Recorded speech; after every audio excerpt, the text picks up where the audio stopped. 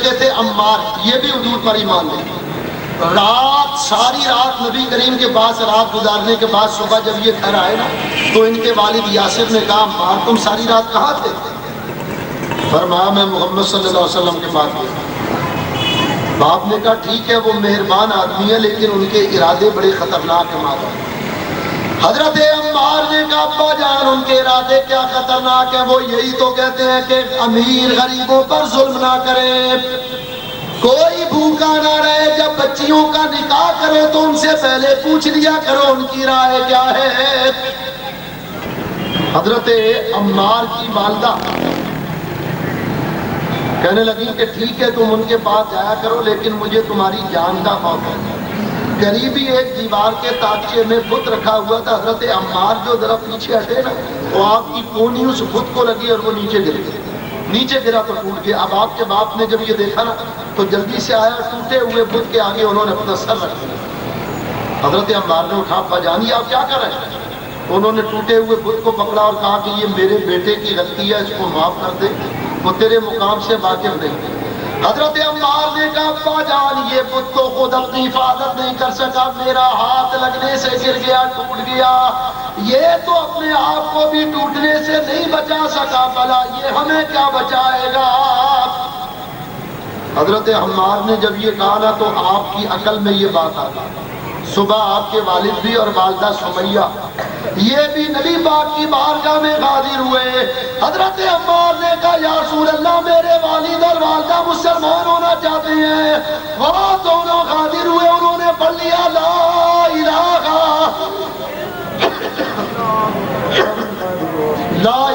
الا اللہ محمد رسول اللہ. سنو بھائی ان دو باتوں سے یہ پتہ چلا کہ جو بت ہیں وہ کچھ کر سکتے، بولو بت کچھ کر سکتے نہیں، جبکہ نبی ولی اللہ کی عطا سے بہت کچھ کر سکتے. تو اللہ قرآن میں فرماتا ہے کہ یہ جو بت ہیں یہ تو خود ان کو کسی نے بنایا ہے، یہ تو خود کسی سے بنائے ہوئے ہیں، یہ لوگوں کو کیا بنائے. اسی لیے حدیث شریف کے اندر آتا کہ اپنے ہاتھ سے کسی کی تصویر نہ بنانا. جو لوگ پینٹنگ کرتے ہیں نا تصویریں بناتے ہیں، جاندار کی تصویر بنانا حرام.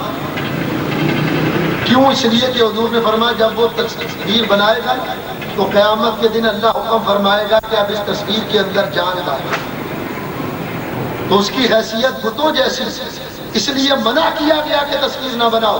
تو معلوم ہوا یہ جو بت ہے من دون اللہ ہے یہ کچھ بھی نہیں بنا سکتے، ان کو تو لوگوں نے بنایا ہے، جبکہ نبی ولی ہے ان کو اللہ نے بنایا، یہ اللہ کی عطا سے بہت کچھ کر سکتے. چنانچہ آئیے ہمارے نبی کریم علیہ السلام کا مقام. بولو بھائی بت اپنا ہاتھ پانی میں ڈال سکتا تو بے جان. چلو بت کا ہاتھ بناؤ اور پیالے کے اندر اس کا ہاتھ ڈال دو، پانی میں کچھ تبدیلی آئے گی؟ کوئی تبدیلی نہیں آئی. لیکن ہمارے نبی کریم کا مقام صحیح بخاری شریف کے اندر حدیث ہے نبی پاک علیہ السلام حدیبیہ کے لیے نکلے، عمرہ کرنا چاہتے ہیں.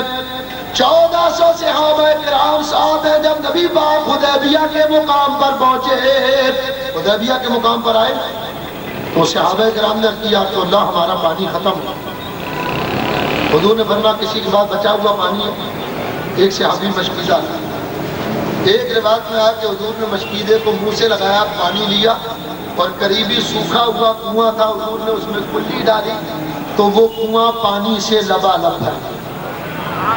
اور دوسری روایت میں آیا کہ حضور نے جب صحابہ نے پانی کی شکایت کی تو نبی کریم نے فرمایا کسی کے پاس پانی ہے؟ ایک صحابی پیالہ لے کر آیا، نبی پاک علیہ السلام کو پیالہ دیا گیا. حضور نے اس طرح اپنا ہاتھ مبارک کھول کر پیالے میں رکھ دیا. غور کرو حضرت انس بن مالک فرماتے نبی پاک کا ہاتھ پانی کے اندر آیا تو اللہ تعالیٰ نے نبی پاک کے ہاتھ کو پنجاب رحمت کے 5 دریاؤں میں تبدیل کر دیا. اللہ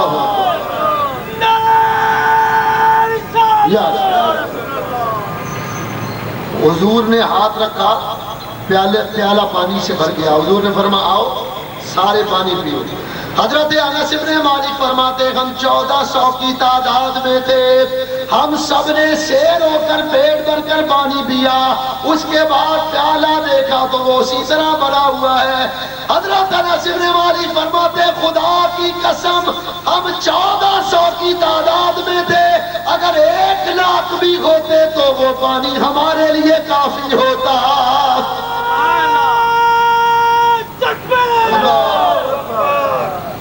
سنو بھائی یہ بات، اب یہاں پر دیوبندیوں نے ایک اعتراض کیا، وہ اعتراض بھی سنو، اس کا جواب دو۔ دیوبندی یہ کہتے ہیں کہ یہ جو پانی نکلا تھا نا، نبی کریم نے جب پیالے میں ہاتھ رکھا تو وہ یہ کہتے ہیں کہ یہ پانی نبی کریم کی انگلیوں سے نہیں نکلا، بلکہ جب حضور نے اس طرح ہاتھ رکھا تو یہ انگلی کی جو درمیانی جگہ نا، یہاں سے پانی جوش مارنے لگا۔ تو ہم کہتے ہیں چلو پانی نے صرف جوش ہی مارا ہوگا، یہ 1400 صحابہ نے اتنا تھوڑا سا پانی پی کیسے کیا؟ ہم دیوبندیوں کو پیالہ پانی کا دے دیتے اور ان سے کہتے ہیں ذرا 1400 صحابہ کو پلا کر دکھاؤ۔ ارے بھائی اگر پانی بڑا نہیں تھا تو 1400 نے پی کیسے لیا؟ اور حضرت انس بن مالک تو اپنا عقیدہ ایمان بیان کر رہے ہیں۔ حضرت انس فرماتے ہیں ہم تو 1400 تھے، خدا کی قسم اگر 1,00,000 بھی ہوتے تو وہ پیالے کا پانی ہمارے لیے کافی ہوتا۔ یہ حضرت انس کا قصہ۔ سنو بھئی اب حوالے نوٹ کرو، یہ پانی ہمارا اہل سنت کا یہ عقیدہ کہ یہ پانی حضور کی انگلیوں سے نکلا تھا، حوالے نوٹ کرو۔ انسان العیون فی سیرت الامین والمامون کے، جواہر البحار فی فضائل النبی المختار 2، حجت اللہ علی العالمین فی معجزات سید النبی المرسلین 3، مدارج النبوت 4، مارج النبوت 5، شواہد النبوت 6، علامہ حافظ ابو نعیم کی دلال النبوت 7، امام بیکی کی دلال النبوت 8 کتابیں ہو گئیں، اور شیخ محمد الوائز کی جامع المعجزات 9۔ ان 9 کتابوں کے اندر یہ حوالہ موجود ہے کہ وہ پانی نبی کریم کی انگلیوں سے نکلا، بلکہ حضرت علامہ زرقانی نے زرقانی شریف میں، علامہ قسطلانی نے مواہب الدنیا میں یہاں تک لکھا، وہ فرماتے ہیں کہ نبی پاک کی انگلی میں خون بھی ہے، ہڈی بھی ہے، گوشت بھی ہے، چربی بھی ہے۔ حضرت علامہ ربانی فرماتے ہیں وہ پانی نبی پاک کی انگلیوں کی ہڈی سے نکلا تھا، گوشت سے نکلا تھا، چربی سے نکلا تھا، خون سے نکلا تھا۔ ہے ہڈی نکل رہا ہے پانی، ہے گوشت نکل رہا ہے پانی، ہے خون نکل رہا ہے پانی۔ آپ کہیں گے یہ کیسے ہو سکتا کہ خون سے پانی نکلے؟ تو ہم کہیں گے معجزہ ہوتا ہی وہ ہے جس کو سمجھنے سے عقل آگے گا۔ یہ تو نبی کریم کا معجزہ تھا کہ نبی کریم کی انگلیوں سے پانی نکلا۔ اچھا اور دیکھیں، حضرت علامہ ساوی نے تفسیر ساوی میں بڑی پیاری بات ہے۔ علامہ ساوی فرماتے ہیں کہ جب ابراہیم علیہ السلام کی ولادت ہوئی تو آپ کی والدہ نے نمرود کے خوف سے آپ کو ایک پہاڑ کی غار میں چھپا دیا۔ علامہ ساوی نے بھی لکھا ہے اور ملا معین کاشی نے معرج النبوت کے اندر کیا۔ والدہ دودھ پلانے کے لیے آئی تو ایک دن ابراہیم علیہ السلام نے فرمایا ماں میرا رب کون؟ ماں نے کہا بیٹا میں تیرا رب ہوں۔ یہاں رب کا معنی پالنے والا۔ ماں تیرا رب کون ہے؟ کہا تمہارا باپ طارق۔ ماں میرے باپ کا رب کون ہے؟ کہا نمرود۔ آپ نے فرمایا نمرود کا رب کون ہے؟ ماں نے کہا بیٹا چپ ہو جا۔ دوسرے دن آپ آئی نا تو ابراہیم علیہ السلام نے فرمایا ماں میں زیادہ خوبصورت ہوں یا تو زیادہ خوبصورت ہے؟ ماں نے کہا بیٹا تو زیادہ خوبصورت۔ آپ نے فرمایا ماں تو پھر تو کیسی خدا ہے کہ تو نے اپنے سے زیادہ مجھے خوبصورت بنا دی؟ خدا تو سب سے زیادہ خوبصورت ہونا چاہیے۔ پھر پوچھا ماں میرا باپ زیادہ خوبصورت ہے یا تو خوبصورت؟ ماں نے کہا بیٹا میں زیادہ خوبصورت۔ تو فرمایا ماں میرا باپ کیسا خدا ہے کہ اس نے اپنے سے زیادہ تجھے خوبصورت بنایا؟ پھر کہا ماں میرا باپ زیادہ خوبصورت ہے یا نمرود؟ کہا تیرا باپ۔ تو کہا نمرود کیسا خدا کہ اس نے میرے باپ اپنے سے زیادہ میرے باپ کو خوبصورت بنایا؟ ماں سمجھ گئی یہی وہ بیٹا ہے جو نمرود کی سلطنت کی تباہی اور بربادی کا سبب ہے۔ امام غزالی لکھتے ہیں کہ اللہ نے چونکہ کام بڑا لینا تھا نا اس لیے جلدی جلدی آپ کی پرورش ہونے لگی۔ باقی بچے ایک دن میں جتنا بڑھتے ابراہیم علیہ السلام 1 گھنٹے میں اتنا بڑھتے، باقی بچے ایک ہفتہ میں جتنا بڑھتے ابراہیم علیہ السلام 1 دن میں اتنا بڑھتے۔ باقی بچے ایک مہینے میں جتنا بڑھتے امام ابراہیم علیہ السلام ایک ہفتے میں اتنا بڑھتے، باقی بچے ایک سال میں جتنا بڑھتے ابراہیم علیہ السلام ایک مہینے میں اتنا بڑھتے۔ امام غزالی فرماتے ہیں کہ 15 مہینے کے تھے لیکن یوں لگتا تھا جیسے 15 سال سے۔ حضرت ابراہیم علیہ السلام کی والدہ جب چلی جاتی اور رات کو آپ کو پیاس لگتی، حضرت جبریل امین آتے اور آپ آ کر آپ کی ان 5 انگلیوں کو آپ کے منہ میں ڈال دیتے۔ اللہ تعالیٰ آپ کی 5 انگلیوں کا تعلق جنت کے ساتھ کر دیتا۔ علامہ صاحب شاہی فرماتے ہیں کہ جب آپ اس انگلی کو منہ میں رکھتے اس سے دودھ آتا، 7 والی انگلی کو منہ میں رکھتے اس سے شہد آتا، 7 والی انگلی کو منہ میں رکھتے اس سے پانی آتا، اس کے 7 والی انگلی کو منہ میں رکھتے اس سے کھجوروں کا رس آتا، انگوٹھے کو منہ میں رکھتے تو اس سے شہد آتا۔ یہ آپ 5 انگلیوں کو اپنے منہ میں رکھتے ہیں۔ غور کرو، علامہ صاحبی فرماتے ہیں باری باری ابراہیم علیہ السلام اپنی انگلیاں منہ میں رکھتے ہیں تو اللہ تعالیٰ ان 5 انگلیوں کا تعلق جنت کی 5 نہروں سے جوڑ دیتا ہے۔ اب سوچو یہ بات، جو اللہ اپنے ابراہیم اپنے خلیل کے لیے ان کی 5 انگلیوں کو جنت کی 5 نہروں سے جوڑ سکتا ہے، وہ ہمارا نبی حدیبیہ کے مقام پر پیالے میں رکھے ہوئے ہمارے نبی کے ہاتھ کا تعلق حوض کوثر سے بھی جوڑ سکتا ہے۔ میرے دوستو، اچھا بھائی بولو، اسماعیل علیہ السلام نے زمین پر ایڑیاں ماری، پانی کا چشمہ جاری ہوا، بولو انسان کے جسم میں پاؤں افضل ہوتا ہے یا ہاتھ افضل ہوتا ہے؟ ہاتھ پاؤں سے افضل ہوتا ہے، اس لیے کہ ہاتھ سے آپ قرآن اٹھاتے ہیں، پاؤں سے اٹھانا حرام، تو ہاتھ پاؤں سے افضل ہوتا ہے۔ حضرت ابراہیم علیہ السلام نے ایڑیاں ماری، پاؤں مارا، پانی نکلا، ہمارے نبی نے ہاتھ رکھا، پانی نکلا، معلوم ہوا ہمارے نبی کا معجزہ اسماعیل علیہ السلام کے معجزے سے افضل ہے۔ اور یہ بھی یاد رکھو کہ حضور کی انگلیوں سے جو پانی نکلا تھا وہ آب زمزم سے افضل ہے، اس لیے کہ آب زمزم زمین سے نکلا اور ہمارے نبی کی انگلیوں سے جو پانی نکلا وہ حوض کوثر سے آیا ہے۔ اِنَّا أَعْطَيْنَاكَ الْكَوْثَرَ، حبیب ہم نے تمہیں کوثر عطا فرما دیا۔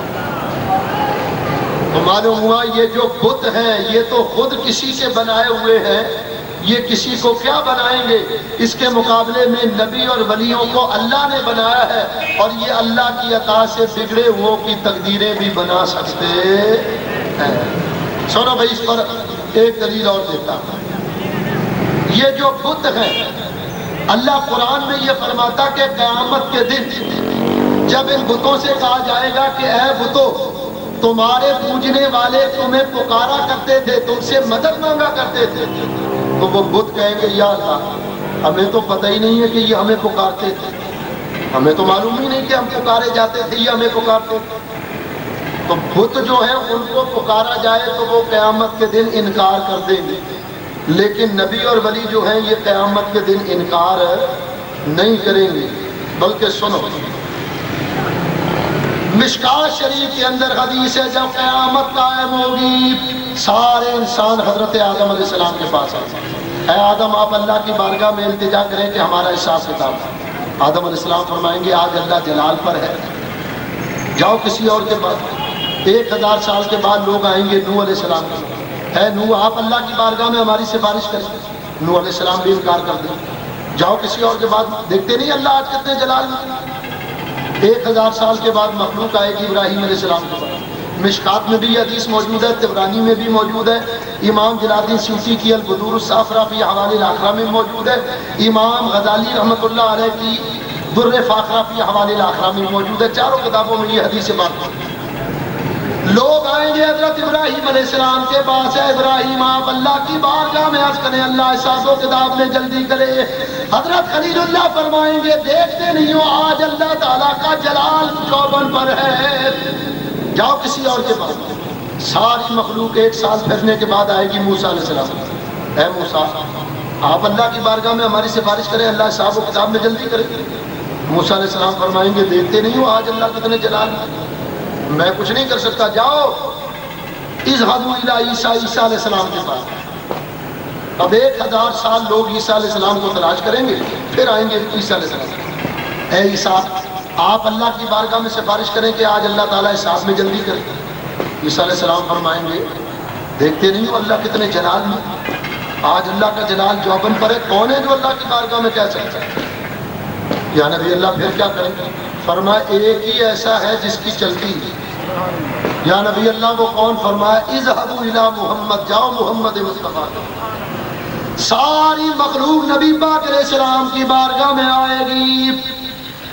حضور فرمائیں گے تمہیں عیسیٰ نے تمہیں بالکل ٹھیک جگہ بھیجا ہے، آج میں ہی وہ ہوں جو اللہ کی بارگاہ میں شفاعت کروں گا۔ نبی پاک علیہ السلام اللہ کی بارگاہ میں سجدہ کریں گے، اللہ فرمائے گا ارفع رأسک سل توتا و شفاعت و شفاعت، اے محبوب اپنے سر کو اٹھاؤ، آج جو مانگو گے عطا کیا جائے گا، محبوب جس کی چاہو گے شفاعت قبول کی جائے گی۔ تو معلوم ہوا ہمارے نبی کریم قیامت کے دن اپنی امت سے غافل نہیں ہوں گے۔ یہ بت ہیں جو قیامت کے دن غافل ہو جائیں گے، لیکن نبی اپنی امت سے غافل نہیں ہوں گے۔ یہ 2 آیتوں کا جواب ہو گیا۔ تیسری آیت سنو، اللہ تعالیٰ ارشاد فرماتا ہے، یہ تیسری آیت کریمہ اس کا تعلق سورۃ الاعراف سے ہے۔ سورۃ الاعراف کی آیت نمبر 94 اللہ تعالیٰ ارشاد فرماتا ہے ان الذین تدعون من دون اللہ عباد امثالکم فادعوہم فلیستجیبوا لکم ان کنتم صادقین أَلَهُمْ أَرْجُلٌ يَمْشُونَ بِهَا أَمْ لَهُمْ أَيْدٍ يُبْطِشُونَ بِهَا أَمْ لَهُمْ أَعْيُنٌ يُبْصِرُونَ بِهَا أَمْ لَهُمْ آذَانٌ يَسْمَعُونَ بِهَا۔ اللہ فرماتا ہے ان الذین تدعون من دون اللہ عباد امثالکم، بے شک وہ جن کو تم اللہ کے سوا پوچھتے ہو تمہاری طرح بندے ہیں، فادعوہم تو انہیں پکارو، فَلْيَسْتَجِيبُوا لَكُمْ پھر وہ تمہیں جواب دیں گے، ان کنتم صادقین اگر تم سچے ہو۔ ام لہم ارجل یمشون بہا، کیا ان کے پاؤں ہیں جن سے وہ چلتے ہیں؟ ام لہم ایدی یبطشون بہا، کیا ان کے ہاتھ ہیں جن سے وہ پکڑتے ہیں؟ ام لہم اعین یبصرون بہا، کیا ان کی آنکھیں ہیں جن سے وہ دیکھتے ہیں؟ ام لہم آذان یسمعون بہا، کیا ان کے کان ہیں جن سے وہ سنتے ہیں؟ اب یہ آیت ہے، اس کو لے کر ہمارے مخالفین کہتے ہیں کہ آپ کہتے ہیں من دون اللہ سے مراد ہے بت۔ اللہ فرما رہا ہے ان الذین تدعون من دون اللہ عباد امثالکم، اللہ فرماتا وہ تو تمہاری طرح اللہ کے بندے ہیں، تم بھی اللہ کے بندے، اور جن کو تم اللہ کے علاوہ پکارتے ہو وہ بھی اللہ کے بندے۔ تو اللہ تو کہہ رہا کہ جنہیں تم پکارتے ہو ان کو تم پکارو، وہ تو ہرگز نہیں سن سکتے۔ پھر کیا ان کے ہاتھ ہیں جن سے وہ پکڑتے ہیں؟ کیا ان کے پاؤں ہیں جن سے وہ چلتے ہیں؟ کیا ان کی آنکھ ہے جس سے وہ دیکھتے ہیں؟ کیا ان کے کان ہیں جس سے وہ سنتے ہیں؟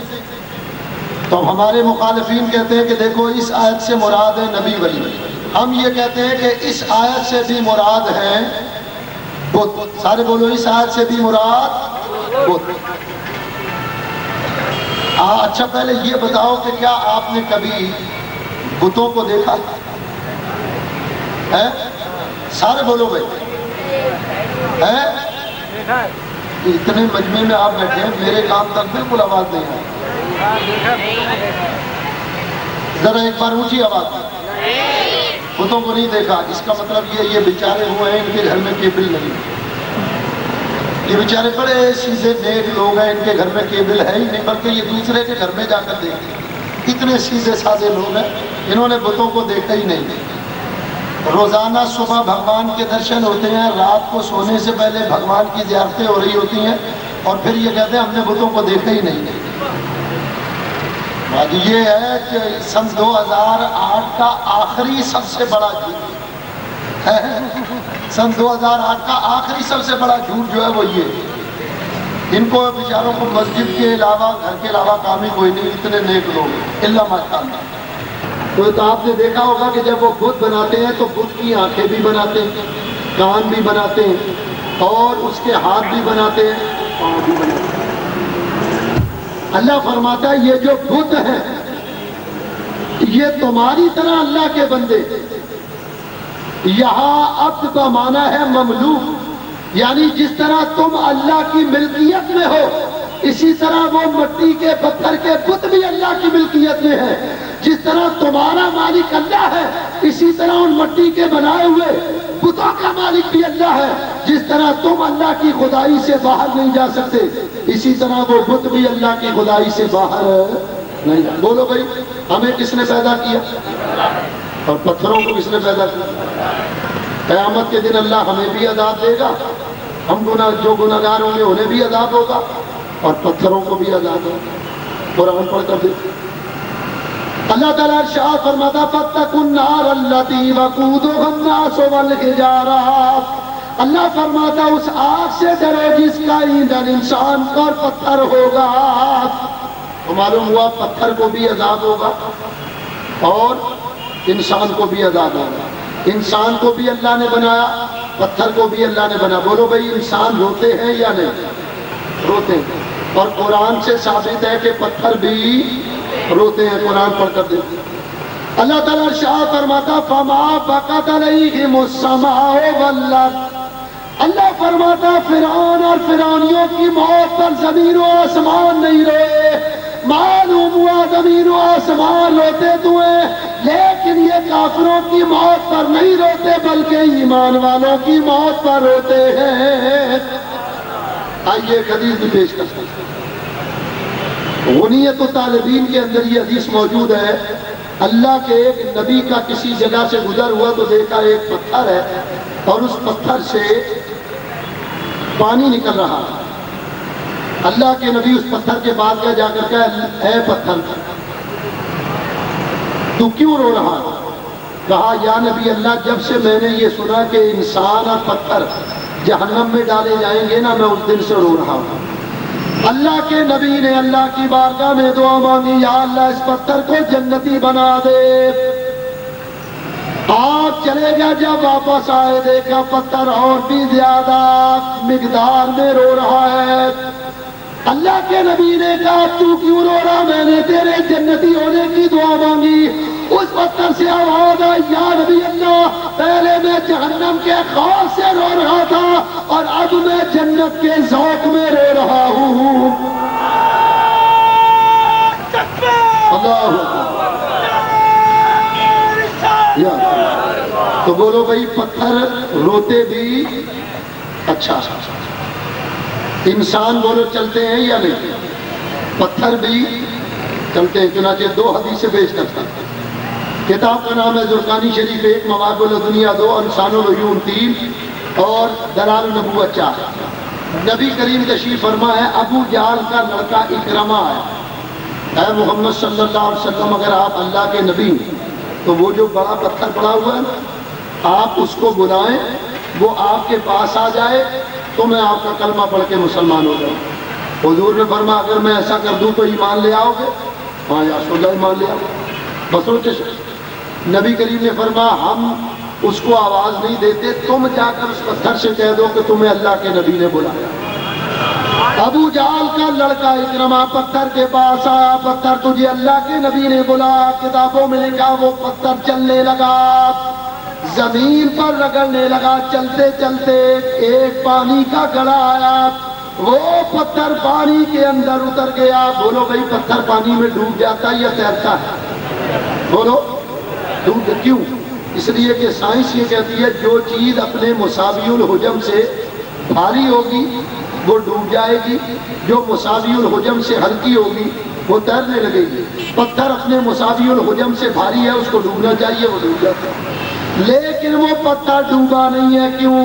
یاد رکھو وجہ یہ ہے وہ اور پتھر ہوں گے وہ پانی میں ڈوب جاتے ہیں، یہ وہ پتھر ہے جس کو میرے نبی نے بلایا ہے۔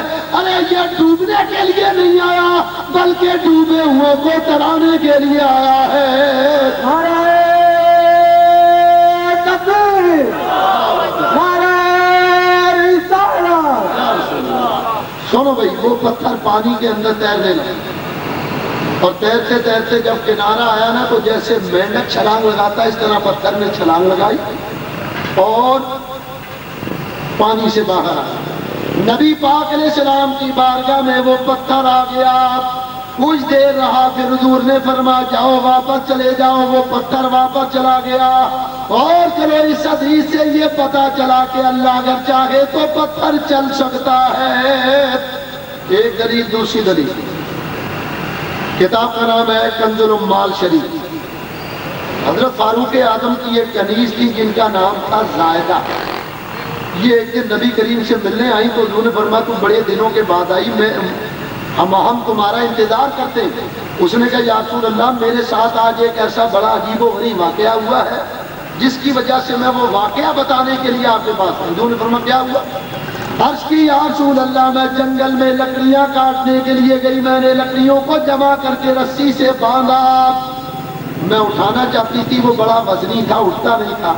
اچانک میرے کانوں میں آواز آئی اے زیادہ تجھے سلام ہو۔ تو کہتی ہے میں نے سر اٹھا کر دیکھا تو ایک آدمی ہے جو زمین و آسمان کے درمیان لٹکا ہوا معلق۔ میں ڈر گئی، میں نے کہا اللہ کے بندے تو کون ہے؟ کہا اے زائدہ میں رضوان جنت ہوں، اللہ نے جنت میں میری ڈیوٹی لگائی ہے۔ اے زائدہ جب نبی پاک کی بارگاہ میں جانا تو جا کر کہنا یا رسول اللہ آپ کو رضوان جنت نے سلام کہا ہے اور آپ کو مبارک ہو کہ آپ کی امت قیامت کے روز 3 طرح سے جنت میں داخل ہوگی۔ ایک حصہ وہ ہوگا جو آسان سے حساب کے ساتھ جنت میں داخل ہوگا، دوسرا حصہ وہ ہوگا جو اللہ کی رحمت سے جنت میں داخل ہوگا، اور تیسرا حصہ امت کا وہ ہوگا جو آپ کی شفاعت سے جنت میں داخل ہوگا۔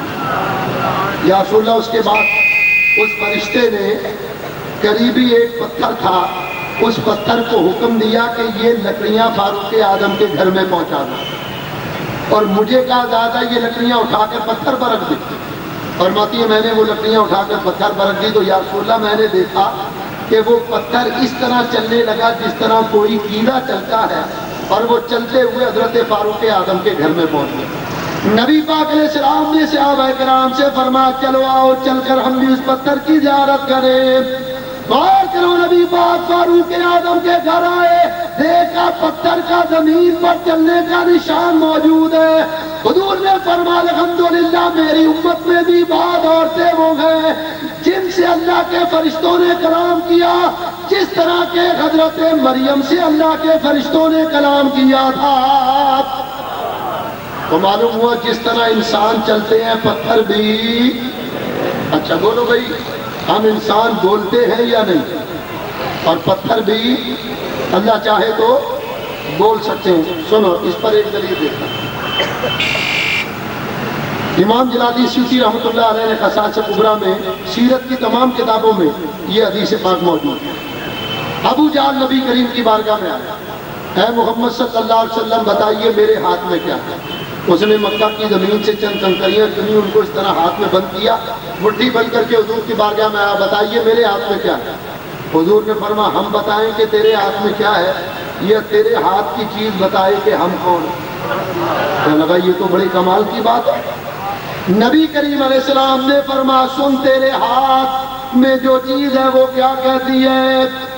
ابو جہل نے وہ ہاتھ کو کان کے قریب کیا تو اندر کنکری سے آواز آ رہی ہے اشہد ان لا الہ الا اللہ واشہد ان محمدا عبدہ ورسولہ۔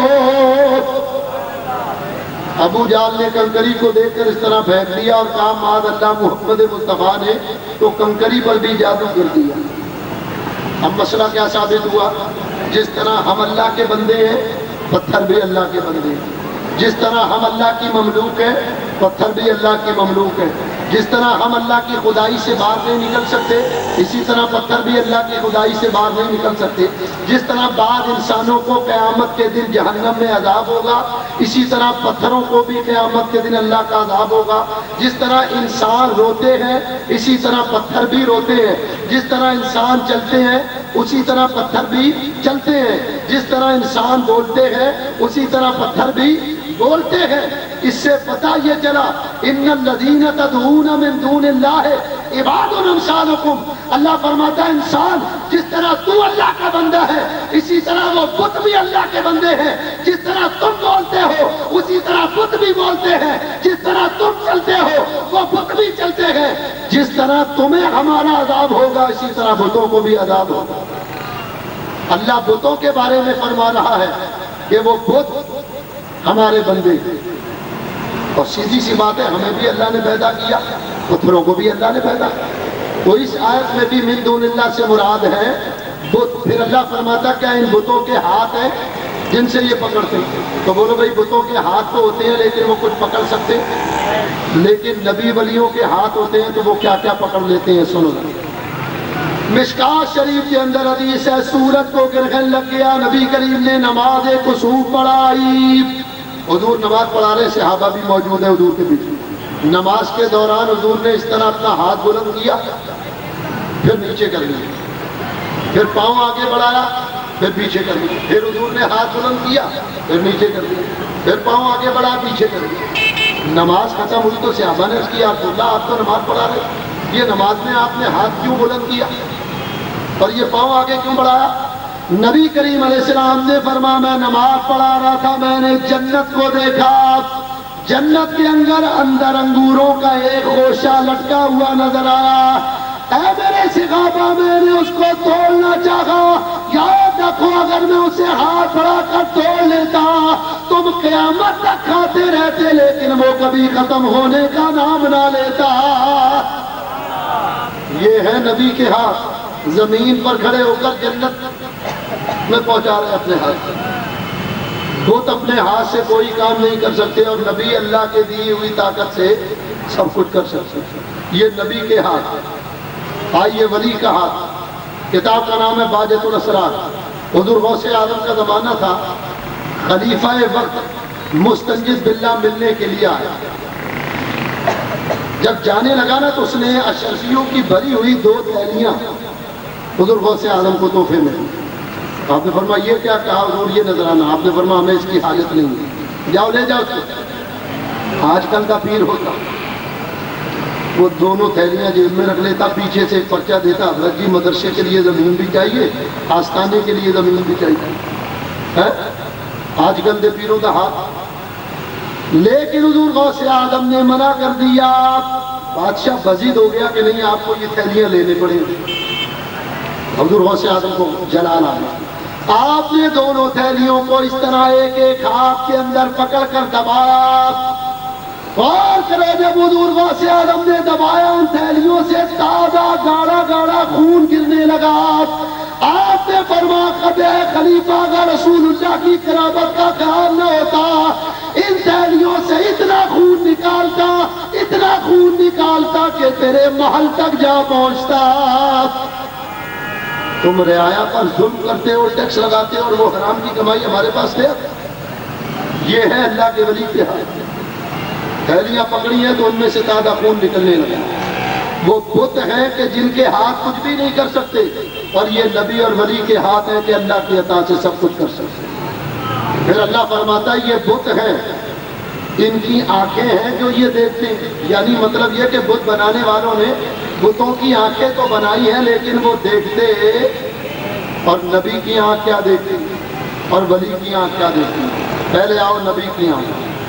اللہ تعالیٰ ارشاد فرماتا وَتَرَى الْمَلَائِكَةَ حَافِّينَ مِنْ حَوْلِ الْعَرْشِ يُسَبِّحُونَ بِحَمْدِ رَبِّهِمْ، اے محبوب تو زمین پر کھڑے ہو کر اللہ کے عرش کو دیکھ رہا ہے اور ان فرشتوں کو دیکھ رہا جو اللہ کے عرش کے ارد گرد جمع ہو کر اللہ کی حمد و ثنا کر رہے ہیں۔ غور کرو ہمارا نبی زمین پر رہ کر اللہ کے عرش کو دیکھ سکتا ہے، غور کرو جو اللہ کا نبی زمین پر رہ کر اللہ کے عرش کو دیکھ سکتا ہے، آج وہ اللہ کا نبی مدینہ طیبہ میں بیٹھ کر ہم کو رنگی کے اپنے امتیوں کو بھی دیکھ سکتا ہے۔ نعرہ تکبیر، نعرہ رسالت، نعرہ غوثیہ۔ یہ ہے نبی کی آنکھیں، زمین پر بیٹھ کر اللہ کے عرش کو دیکھنا، اور اللہ کا عرش کتنی دور ہے، ہماری زمین سے پہلا آسمان 500 سال کے فاصلے سے۔ ایک آسمان کی موٹائی بھی تھی، ساتوں آسمان لگاؤ، ساتوں آسمانوں کے بعد 8 جنتیں، ایک جنت سے دوسرے درجے کا فاصلہ 500 سال کی راہ، جنت کے 100 درجے، ان کے بعد سدرۃ المنتہا، اور پھر اس کے بعد جا کر اللہ کا عرش آتا، کروڑوں اربوں سال کا فاصلہ ہے، لیکن نبی کریم علیہ السلام زمین پر بیٹھ کر اربوں سال کے فاصلے سے اللہ کے عرش کو دیکھ رہے ہیں۔ یہ قرآن ہے جو میں نے بھیجی۔ اب آئیے ولی کی آنکھیں، اللہ کے ولی کی آنکھیں کیا دیکھتی ہیں، سنو ذرا میرے دوستوں، حضور کو ذرا غور فرمائیے۔ حضور غوث اعظم فرماتے لولا لجام الشریعت لسانی لاکبرتکم بما تاکلون وما تدخرون فی بیوتکم وانتم کالقواریر یراما فی بواطنکم وظواہرکم۔ اے میرے مریدو، اگر مجھ پر شریعت کی لگام نہ ہو، تم مرتے دم تک جو کچھ کھاتے ہو یا کھاؤ گے، قیامت تک جو کچھ بچاتے ہو یا بچاؤ گے۔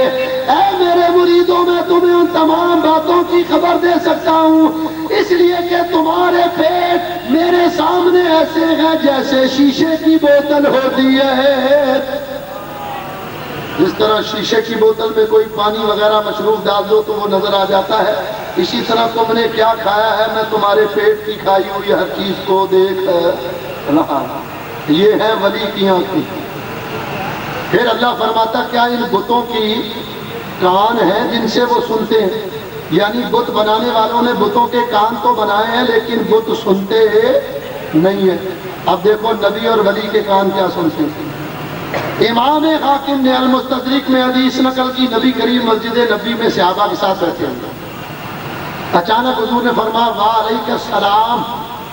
صحابہ کرام نے کیا رسول اللہ یہاں تو کسی نے بھی سلام نہیں کیا، آپ نے کس کے سلام کا جواب دیا؟ فرمایا جعفر تیار پہلے آسمان پر فرشتوں کے ساتھ اڑتے ہوئے گزرے ہیں، انہوں نے پہلے آسمان سے مجھے سلام کیا، میں نے ان کے سلام کو سن کر جواب دیا، اور میں نے بتایا کہ پہلا آسمان ہماری زمین سے 500 سال کے فاصلے پر ہے۔ غور کرو، جو اللہ کا نبی زمین پر بیٹھ کر 500 سال کی دوری سے سلام کی آواز کو سن سکتا ہے، وہ اللہ کا نبی آج مدینہ طیبہ اپنی قبر انور میں بیٹھ کر اپنے کورنگی کے اپنے امتیوں کے درود و سلام کو بھی سن سکتا ہے۔ یہ ہے نبی کا سننا۔ اب آئیے ولی کا سننا، اللہ کے ولی کے کان کیا سنتے ہیں؟ نا بھائی عبادت۔ حضور غوث اعظم کا زمانہ تھا، آپ کی عادت یہ تھی کہ بغداد میں ایک قبرستان تھا شنیزیہ، کبھی کبھی آپ اس قبرستان کی زیارت کے لیے چلے جائیں۔ ایک دن فجر کی نماز کے بعد وہاں قبرستان گئے تو ایک بزرگ کا مزار تھا، حضرت حماد، ان کے مزار پر گئے، کافی دیر گزری، پھر وہاں سے واپس آ گئے تو مریدوں نے کہا حضرت آج تو آپ نے بڑی دیر لگا دی۔ فرما جب میں نیا نیا بغداد آیا تھا نا تو جمعے کے دن نماز جمعہ پڑھنے جا رہا تھا، دریائے دجلہ کے کنارے کنارے چل رہا تھا، یہ حماد اپنے مریدوں کے ساتھ آئے اور انہوں نے مجھے دریا میں دھکا دے دیا۔ میں نے جمعے کی غسل کی نیت کی، غسل کر کے باہر آیا، پھر ان کے مرید پکڑنے لگے تو حماد نے منع کر دیا کہ امتحان مخصوص تھا وہ ہو گیا۔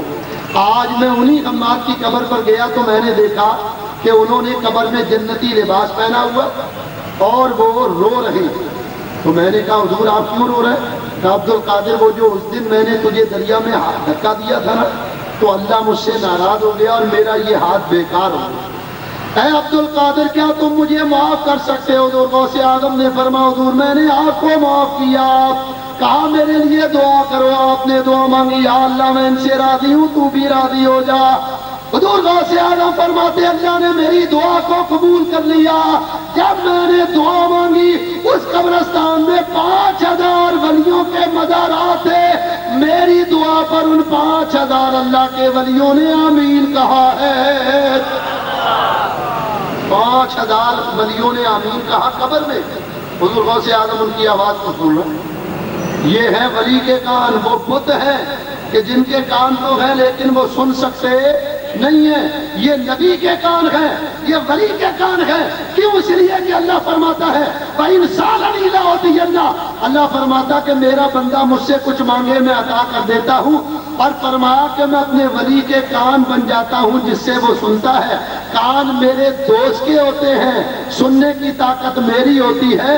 جب میں اپنی طاقت اپنے ولی کو عطا کرتا ہوں تو پھر وہ دور و نزدیک کی آواز کو سننے لگتا. پھر اللہ آیت میں فرما رہا کہ یہ بت ہیں, ان کے پاؤں تو ہیں لیکن یہ چلتے نہیں. یہ بتوں کے پاؤں ہیں لیکن چلتے نہیں. اور نبی ولی کے پاؤں کیسے؟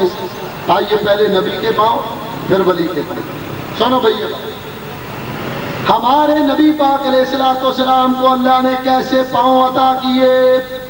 حدیث شریف کے اندر آتا کہ اگر نبی کریم کسی سخت پتھر کے اوپر سے گزرتے نا تو وہ پتھر نبی کریم کے پاؤں کے نیچے ایسا نرم ہو جاتا جیسے موم آگ پر نرم ہو جاتا. ہمارے نبی کریم کے پاؤں کا نشان اس پتھر کے اوپر. اور نبی کریم علیہ الصلوۃ والسلام کے قدمین مبارک وہ ہیں کہ ساری رات نیچے ہے اور معراج کی رات حضور کے پاؤں مبارک اللہ کے عرش کے اوپر. حضور اللہ کے عرش کے اوپر جلوہ فرمائے. وہ اللہ کے نبی اسماعیل علیہ السلام ہے, انہوں نے زمین پر ایڑی ماری تو پانی کا چشمہ جاری ہو گیا. یہ ہمارے نبی پاک علیہ السلام ہے. غور کرو, جب نبی پاک کے دادا اسماعیل علیہ السلام کے پاؤں کا یہ کمال ہے تو پھر ہمارے نبی کے پاؤں کا کیا کمال ہوگا؟ اور ولی کے پاؤں, چنانچہ سنو اللہ کے ولی کے پاؤں. حضور غوث اعظم رضی اللہ تعالیٰ عنہ کے حالات میں لکھا ہوا, آپ فرماتے ہیں کہ میں ایک مرتبہ دریائے دجلہ, حضرت سال بن عبداللہ تستری کہتے ہیں کہ ایک مرتبہ حضور غوث اعظم کہیں گم ہو گئے. ہم نے انہیں بڑا تلاش کیا لیکن وہ ملے نہیں. باہر آ کر پوچھا تو کسی نے بتایا کہ وہ دریائے دجلہ کی طرف گئے. کہتے ہیں ہم بھی وہاں گئے. فرماتے ہیں ہم نے دیکھا حضور غوث اعظم دریائے دجلہ کے پانی پر چل رہے ہیں اور دریا کے اندر جتنی مچھلیاں وہ باری باری حضور غوث اعظم کے ہاتھ کو چوم رہی ہیں. یہ ہے ولی کے پاؤں. اللہ فرماتا تعجب نہ کرنا, میں اپنے ولی کے پاؤں بن جاتا ہوں جس سے وہ چلتا ہے. پاؤں اللہ کے ولی کے ہیں اور چلنے کی طاقت اور قوت اللہ کی ہے. تو معلوم ہوا بت عاجز اور کمزور ہیں. اللہ فرماتا ہے ان بتوں کے پاؤں ہیں لیکن یہ چلتے نہیں, ہاتھ ہیں لیکن پکڑتے نہیں, آنکھ ہے لیکن دیکھتے نہیں, کان ہے لیکن یہ سنتے نہیں. اس کے مقابلے میں نبیوں کو جو کان دیے وہ اللہ کی عطا سے سنتے ہیں. ولیوں کو جو کان دیے وہ اللہ کی عطا سے سنتے ہیں. نبیوں کو جو آنکھ دی وہ اللہ کی عطا سے دیکھتے ہیں. ولیوں کو جو آنکھ اللہ نے دی تو وہ اللہ کی عطا سے دیکھتے ہیں. نبیوں کو جو ہاتھ دیے تو اللہ کے ہاتھ سے, اللہ نے جو ہاتھ دیے تو اللہ کی عطا سے تصرف کرتے ہیں. ولیوں کو جو ہاتھ دیے تو اللہ کی عطا سے تصرف کرتے ہیں. اللہ نے ولیوں کو جو پاؤں دیے تو اللہ کی دی ہوئی طاقت سے وہ چلتے ہیں, اور ولیوں کو جو پاؤں دیے تو اللہ کی دی ہوئی طاقت سے وہ چلتے ہیں. تو نبی اور ولی ہرگز بت میں داخل نہیں. آخری بات پر گفتگو ختم ہوئی. سنو, آج کا مولوی یہ کہتا کہ نبی اور ولی بتوں میں داخل, جیسے بت عاجز اور کمزور ہے اسی طرح نبی ولی بھی عاجز کمزور. میں 2 آیتیں قرآن کی پڑھوں گا اور نتیجہ تم پر چھوڑ کر جا رہا ہوں. پہلی آیت اللہ تعالیٰ ارشاد فرماتا ہے انکم وما تعبدون من دون اللہ حسب جہنم. اللہ فرماتا مکہ کے کافروں, تم اور جن بتوں کی تم پوجا کرتے ہو وہ سارے جہنم میں ڈالے جائیں گے. بولو اگر یہاں من دون اللہ سے مراد نبی اور ولی لیے جائیں تو کیا معاذ اللہ نبی اور ولی جہنم میں ڈالے جائیں؟ اگر نبی ولی جہنم میں چلے گئے تو کیا دیوبندیوں نے جنت میں جانا ہے؟ دوسری اس آیت کا جواب بھی ان سے لے کر آؤ, اور دوسری آیت جو پڑھ رہا ہوں اللہ تعالیٰ ارشاد فرماتا وَلَا تَسُبُّوا الَّذِينَ يَدْعُونَ مِن دُونِ اللَّهِ وَلَا يَسُبُّوا اللَّهَ عَدْوًا بِغَيْرِ عِلْمٍ. اللہ فرماتا نبی کے صحابہ خبردار ان کے جھوٹے معبودوں کو گالیاں نہ دو ورنہ یہ جہالت میں تمہارے سچے معبود کو گالیاں دیں گے. اگر من دون اللہ سے مراد نبی اور ولی ہیں تو کیا ہم یہ کہہ سکتے ہیں کہ بعض صحابہ نبیوں ولیوں کو گالیاں دیتے تھے اللہ نے منع ہے؟ بولو یہ ممکن ہے کہ کوئی صحابی نبی کو گالی دے؟ ارے وہ دیوبندی وہابی ہیں جو نبی کو گالیاں دیتے ہیں. انہوں نے نہیں لکھا اپنی کتابوں میں کہ مخلوق چھوٹی ہو یا بڑی اللہ کی شان کے آگے چمار سے بھی ذلیل ہے. یہ کس نے لکھا؟ انہوں نے تو لکھا. تو یہ ان کا سیوا گالیاں دینا. تو یہ 2 آیتیں ہیں قرآن کی جو بطور قرض چھوڑے جا رہا ہوں. من دون اللہ کے بارے میں فرمایا کہ اے نبی کے صحابہ ان کے جھوٹے معبود کو برا بھلا نہ کہو، ان کے معبود تو ہے جھوٹے، تمہارا معبود سچا ہے، تم ان کے جھوٹے معبود کو برا بھلا کہو گے، یہ جہالت میں تمہارے سچے معبود کو برا کہیں گے۔ مسئلہ سمجھ میں آ گیا کہ نبی اور ولی جو ہیں یہ من دون اللہ میں نہیں ہے، جو من دون اللہ ہوگا وہ نبی اللہ اور ولی اللہ نہیں ہوگا، اور جو نبی اللہ اور ولی اللہ ہوگا وہ من دون اللہ نہیں ہوگا۔ یہ مجھے 3 آیتیں لکھ کر دی گئی تھی، میں نے ان تینوں آیتوں کا جواب قرآن اور حدیث کی روشنی میں آپ کے سامنے پیش کیا۔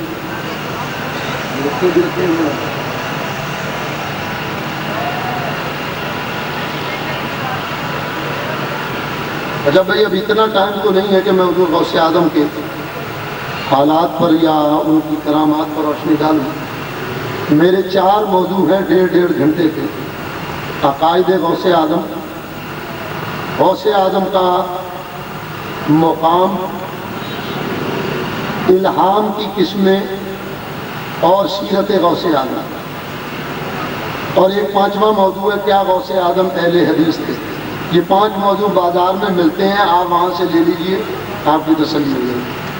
جہاں تک تعلق ہے تو یہ یاد رکھیے، حضور غوث اعظم فرماتے انا اے نیا فی اللوح المحفوظ وانا غائص بہار فی علم اللہ، فرماتے ہیں میں اللہ کے علم کے دریا میں غوطے لگاتا رہتا ہوں اور میری یہ آنکھیں ہر وقت اللہ کے عرش کو دیکھ رہی ہوں۔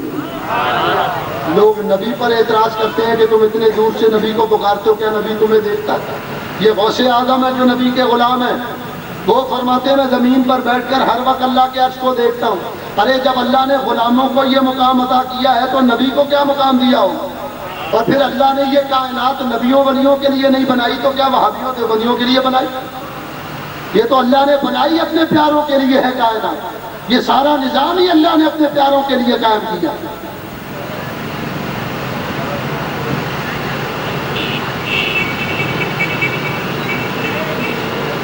سوال یہ کہ بہت سے لوگ کہتے ہیں 10 بیویوں کی کہانی اور جناب سیدہ کی کہانی نہیں سننی چاہیے۔ آپ اس سوال کا جواب اچھی طرح سے کریں۔ دیکھو جہاں تک ان واقعات کا تعلق ہے، اگر یہ 10 بیوی کی یا جناب سیدہ کی کہانی ہے، یہ واقعات اگر موضوع ضعیف کچے روایات نہ ہوں اور اگر یہ اہل سنت کی کتابوں میں یہ روایتیں ملتی ہوں اس کے پڑھنے میں کوئی حرج نہیں، اس لیے کہ عورتوں کو ویسے تو کوئی کام کرنا ہی نہیں، نہ نماز پڑھتی ہیں نہ روزہ رکھتی ہیں، تو چلو اگر 1-2 گھنٹے کے لیے چند عورتیں جمع ہو کر جناب سیدہ کے واقعات سن لیتی ہیں تو کون سی برائی؟ اسی بہانے ہی وہ نئے کام کرنے لگے۔ لیکن اگر یہ واقعات صحیح ہو، جب ہماری معلومات کے مطابق یہ اہل تشیع کے واقعات ہیں، شیعوں نے ان کو بنایا ہے، ہمارا ان سے کوئی تعلق نہیں ہے۔ بہرحال اگر حضرت فاطمہ کے سچے صحیح مستند حالات ملے تو عورتوں کا جمع ہو کر اس کو پڑھنا سننا، اس میں کوئی حرج نہیں ہے۔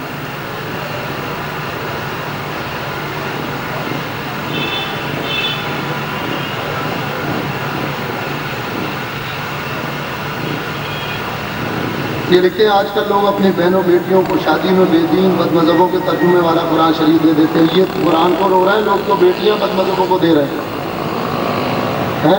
یہ قرآن کو رو رہے ہیں کہ وہ قرآن جو ہے بد مذہبوں والا دے دیتے ہیں، قرآن ترجمے والا۔ آج تو بد نصیبی یہ ہے کہ لوگ اپنی بیٹیاں بد مذہبوں کے نکاح میں، حالانکہ نبی کا فرمان ہے ترمذی میں کہ بد مذہب جہنم کے کتے ہیں۔ حضور نے فرمایا ان کے ساتھ کھاؤ نہ پیو، نہ نشست و برخاست کرو، نہ ان کے ایمان کی گواہی دو، نہ ان کے پیچھے نماز پڑھو، نہ ان کے ساتھ نماز پڑھو، یہ مر جائیں تو ان کی نماز جنازہ نہ پڑھو۔ یہ اللہ کے نبی کا فرمان، لیکن ہم نشست و برخاست کیا اپنی بیٹیاں ان کے نکاح میں دیتے ہیں۔ یاد رکھیے اگر بیٹی کو رخصت بھی کرو، گھر پہ بٹھا کر کھلانا آسان ہے اور یہ صحیح ہے، بجائے اس کے کہ کسی بد مذہب کے نکاح میں اپنی بیٹی کو دے دو، اس لیے کہ اس سے جو بھی نسل پیدا ہوگی وہ بد مذہب پیدا ہوئی تو تم پر اس کا عذاب اور وبال ہے۔ کسی گستاخ رسول کو آپ نے اپنی بیٹی دے دی، اس سے جو پیدا ہوگا وہ بھی گستاخ اگر بنا تو بولو اس میں کس کا عذاب ہوگا؟ تمہیں نے تو رشتہ داری کی تو تمہیں اپنا بھی حساب دینا، اس کا بھی حساب دینا۔ تو لوگوں صحیح العقیدہ میں رشتہ داری کیا کرو، اسی لیے نکاح کے لیے کفو مقرر کیا گیا۔ کفو کہتے ہیں برابر کو، اپنے برابر میں جو عقیدے میں ہم برابر ہو، جو مذہب میں برابر ہو، دین میں برابر ہو، اس کے ساتھ اپنی رشتہ داری کرو۔ اور جہاں تک قرآن کا تعلق ہے تو قرآن دو ترجمے والا دو، تو جو صحیح ترجمہ ہے کنز الایمان وہ دو۔ دوسرے تراجم جو ہیں ان میں بڑی گستاخیاں بے ادبی، لوگوں نے ترجمہ کیا وَوَجَدَكَ ضَالًّا فَهَدَىٰ، لوگوں نے ترجمہ کیا ہے نبی ہم نے آپ کو گمراہ پایا تو آپ کو ہدایت دی۔ اب ان بے وقوفوں سے پوچھو اگر نبی گمراہ ہو گیا تو ہدایت پر کون تھا؟ نبی تو سب کو ہدایت دینے والا، اگر وہ گمراہ ہو جائے تو ہدایت پر کون ہو؟ اعلیٰ حضرت نے اس آیت کا ترجمہ کیا اور اے نبی ہم نے آپ کو اپنی محبت میں وارفتہ پایا تو اپنی طرف آنے کے لیے راہ بتا دی۔ کتنا سیدھا سادہ ترجمہ کیا اعلیٰ نے۔ اسی طرح بسم اللہ الرحمن الرحیم کا ترجمہ لے لیں، کسی نے ترجمہ کیا شروع کرتا ہوں اللہ کے نام سے، کسی نے ترجمہ کیا شروع کرتی ہوں اللہ کے نام سے، کسی نے کہا شروع اللہ کے نام سے۔ چلو بھائی اگر جس نے ترجمہ کیا شروع کرتا ہوں، اگر اس ترجمے کو عورت پڑھے تو وہ تو کرتی ہوں، پھر وہ ترجمہ تبدیل کرے۔ اعلیٰ حضرت نے کرتا کرتی کرتا کچھ بھی نہیں رکھا، آپ نے ترجمہ شروع کیا اللہ کے نام سے شروع جو بڑا مہربان رحم فرمانے والا۔ پھر انہوں نے کہا کہ شروع کرتا ہوں اللہ کے نام سے، تاثر یہ دیا کہ اللہ کے نام سے شروع کر رہے ہیں جبکہ شروع کیا ہے لفظ شروع سے، شروع کرتا ہوں۔ اور اعلیٰ حضرت ترجمہ کیا کرتے ہیں اللہ کے نام سے شروع، یعنی تاثر دیا کہ میں اللہ کے نام سے شروع کر رہا ہوں تو لفظ بھی سب سے پہلے اللہ ہی زبان سے نکلا، اللہ کے نام سے شروع۔ یہ خوبی ہے اعلیٰ حضرت کے ترجمے میں۔ اس طرح بہت سی آیات آپ کو قرآن کی ملیں گی جن میں اس طرح کی غلطیاں ملتی ہیں۔ اعلیٰ حضرت نے بڑا کمال کا ترجمہ کیا، تو جب اپنی بیٹی کا نکاح کرو جہیز میں صحیح ترجمہ کنز الایمان دیا کرتے، تاکہ کوئی وہ ترجمہ پڑھے تو اس کا ایمان تازہ ہو اور اللہ اور اس کے رسول کی محبت پیدا ہو اس کے دل کے اندر۔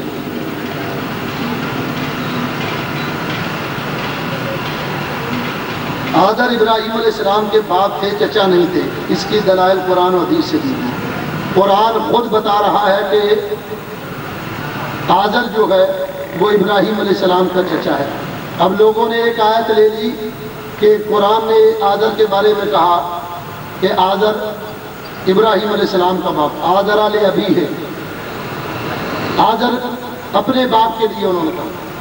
تو یاد رکھو قرآن اور حدیث اور محاورات عرب کا یہ اصول ہے کہ اب کا لفظ، باپ کا لفظ یہ چچا کے لیے بھی استعمال ہوتا ہے۔ اچھا اب اس کو لاجیکل انداز میں اس طرح سمجھو، بولو بھائی ابراہیم، 2 منٹ کے لیے یہ مانتا ہوں کہ آذر آپ کا چچا تھا، بولو بھائی جب آذر آپ کا چچا تھا تو وہ تو بت بنایا کرتا تھا، اور کسی بت کی مغفرت اور بخشش کے لیے دعا مانگنی جائز ہے کافر کے لیے؟ بولو کسی کافر کی بخشش اور مغفرت کے لیے دعا مانگنا جائز ہے؟ نہیں ہے نا۔ ابراہیم علیہ السلام نے مانگی ہے، تو فتویٰ لگاؤ کہ آپ نے غلط کی۔ ابراہیم علیہ السلام دعا مانگتے ربنا اغفر لی ولوالدی وللمؤمنین یوم یقوم الحساب، یا اللہ میری مغفرت فرما اور میرے والدین کی مغفرت فرما۔ تو آذر تو باپ تھا اور وہ بت بنایا کرتا تھا، تو آپ کو پتا نہیں تھا کہ وہ کافر ہے، میں اس کی بخشش کے لیے دعا مانگ رہا ہوں؟ تو پتہ یہ چلا کہ آپ نے آذر کے لیے دعا نہیں مانگی تھی، اس لیے کہ آذر آپ کا چچا تھا، آپ نے دعا مانگی ہے باپ کے لیے، اور آپ کے باپ کا نام تھا طارق، آپ نے اپنے باپ کے لیے دعا مانگی، وہ مسلمان تھے، آذر آپ کا چچا تھا، وہ بت بنایا کرتا تھا۔ اب آئیے قرآن سے ثابت کروں کہ چچا کو بھی باپ کہتے ہیں۔ حضرت یعقوب علیہ السلام، پہلا پارہ، یعقوب علیہ السلام نے اپنے بیٹوں کو بلایا کہ جب میں فوت ہو جاؤں گا تو میرے بعد تم کس اللہ کی عبادت کرو گے؟ سارے بیٹوں نے کہا الہک و الہ آبائک ابراہیم و اسماعیل و اسحاق و یعقوب، ہم اسی اللہ کی عبادت کریں گے جو آپ کے باپ ابراہیم اور ان کے بیٹے اسماعیل اور ان کے بھائی اسحاق اور آپ کا رب ہے۔ الہک و الہ آبائک ابراہیم و اسماعیل و اسحاق۔ تو کیا کہا انہوں نے؟ ان بیٹوں نے کہا کہ ابا جان ہم آپ کے رب کی، آپ کے باپ اسحاق اور آپ کے باپ اسماعیل اور آپ کے باپ ابراہیم کے رب کی عبادت کریں گے۔ تو بولو اسماعیل علیہ السلام ان کے چچا تھے یا باپ تھے؟ وہ تو چچا تھے۔ تو قرآن سے پتا چلا کہ باپ کا لفظ چچا کے لیے بھی استعمال ہوتا ہے، خود قرآن نے استعمال کیا باپ کا۔ اسماعیل علیہ السلام یعقوب علیہ السلام کے بیٹوں کے چچا تھے، لیکن قرآن نے انہیں باپ کہہ کر، آبا کا کہہ کر مخاطب کیا۔ اب سنو حدیث، نبی پاک علیہ السلام کا زمانہ مال غنیمت تقسیم ہو رہا ہے، حضور نے فرمایا کوئی ہے جو میرے باپ عباس کو بلا کر لائے، حالانکہ حضور کے باپ کا نام تو عبداللہ تھا، عباس تو حضور کے چچا کا نام تھا۔ حضور خود فرما رہے ہیں کہ میرے باپ عباس کو بلا کر لاؤ، یعنی میرے چچا کو بلا کر لاؤ۔ اسی طرح ایک آدمی نبی کریم کی بارگاہ میں آیا، اس کی یا رسول اللہ میرا باپ دوزخ میں، حضور نے فرمایا رونا بند کر دو، میرا باپ اور تمہارا باپ دونوں ایک ہی جگہ پر۔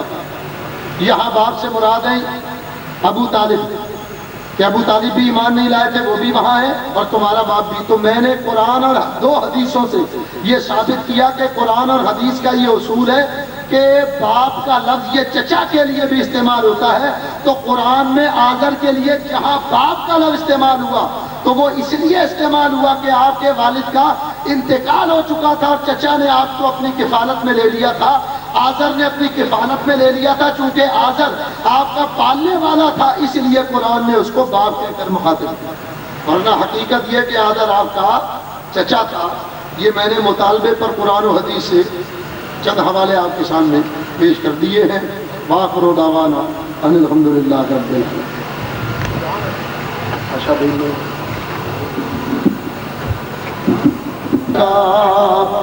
یا حبیب سلام علیکہ صلوات اللہ علیکہ صلوات اللہ علیکہ حبیبی سیدی یا رسول اللہ یا حبیب اللہ صلی اللہ علیہ وسلم طلع البدر علینا من ثنیات الوداع وجب الشکر علینا ما دعا للہ داعی یا نبی سلام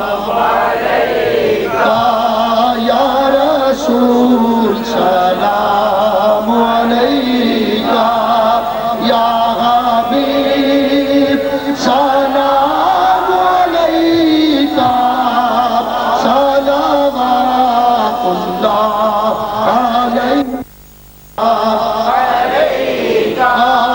صلوات اللہ